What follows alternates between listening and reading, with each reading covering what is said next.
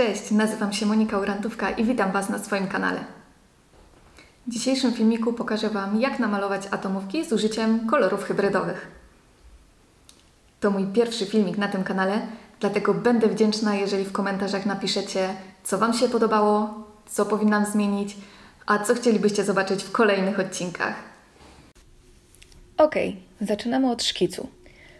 Tipsy pokryłam wybranymi kolorami, następnie nałożyłam na to top velvet, utwardziłam i zmatowiłam polerką. Pierwsza i najważniejsza zasada. Zawsze malujemy z oryginalnego zdjęcia. A czemu? Ano dlatego, że malując postać z czyjejś pracy, robi nam się efekt takiego jakby głuchego telefonu. Po pierwsze, paznokieć na zdjęciu jest zakrzywiony, więc postać nie jest idealnie widoczna, jak na płaskim rzucie. Po drugie, jeżeli praca nie została namalowana idealnie w 100%, to mamy kolejne zakrzywienie postaci.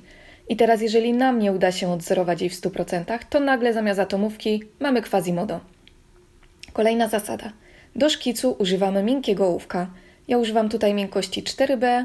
Firma nie jest ważna. Ważne jest to, aby ołówek był dobrze zatemperowany.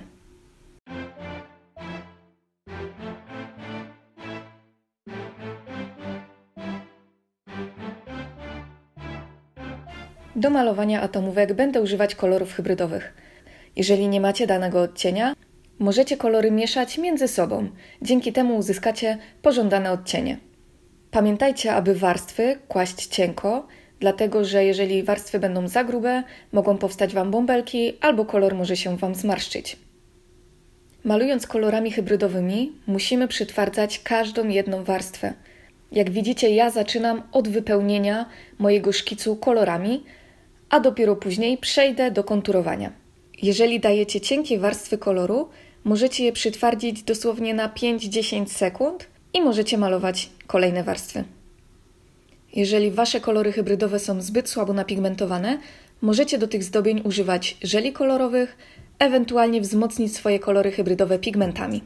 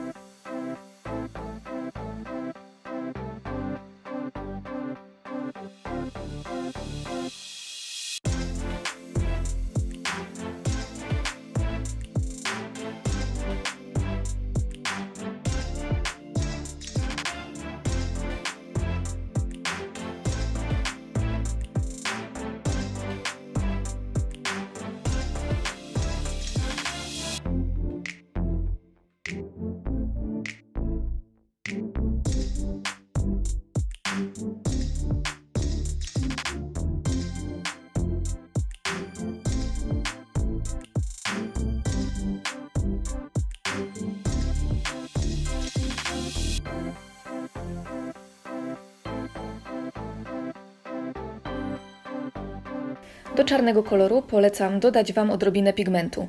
A dlaczego? Hybrydy są troszeczkę mniej napigmentowane, ponadto mają tendencję do tego, że rozpływają się na powierzchni tipsa.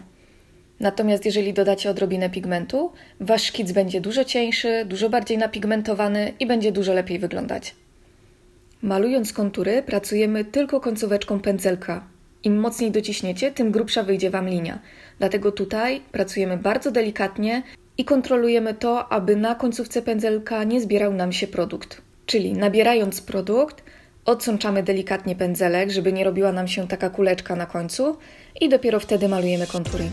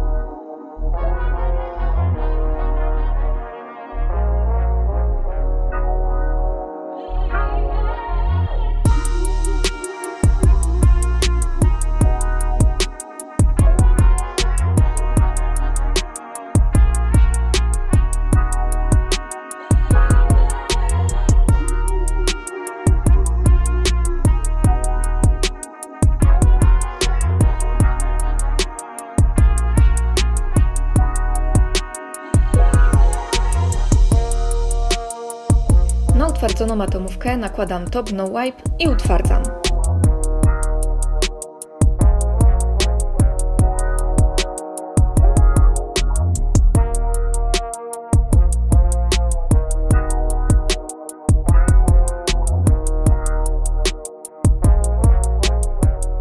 Ok, przyszedł czas na kolejną atomówkę. Tutaj postępujemy dokładnie tak samo jak przy poprzedniej.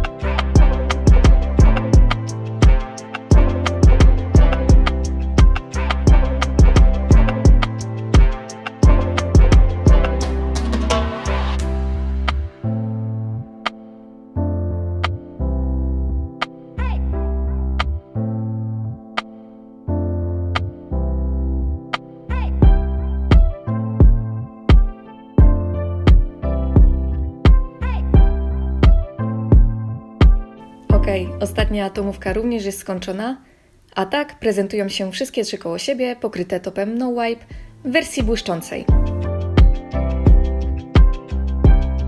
No dobra, to nie koniec. Postanowiłam, że przygotuję dla Was jeszcze jedną wersję.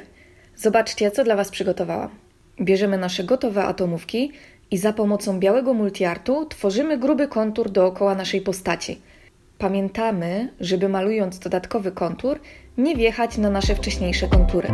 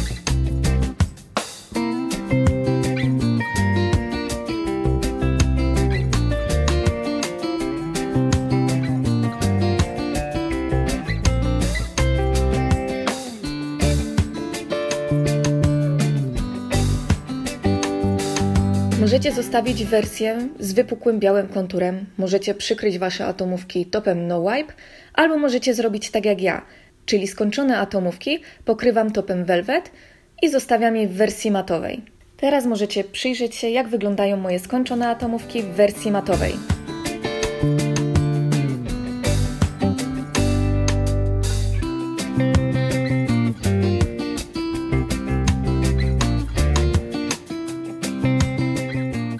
Okej, atomówki skończone. Koniecznie dajcie znać w komentarzach, która wersja przypadła Wam bardziej do gustu. Czy błyszcząca, czy matowa. I koniecznie pochwalcie się swoimi atomówkami. Tutaj na dole znajdziecie mojego Instagrama, w opisie znajdziecie wszystkie produkty, których używałam, a także linki do moich mediów społecznościowych. I zapraszam na szkolenia do Krakowa. Cześć!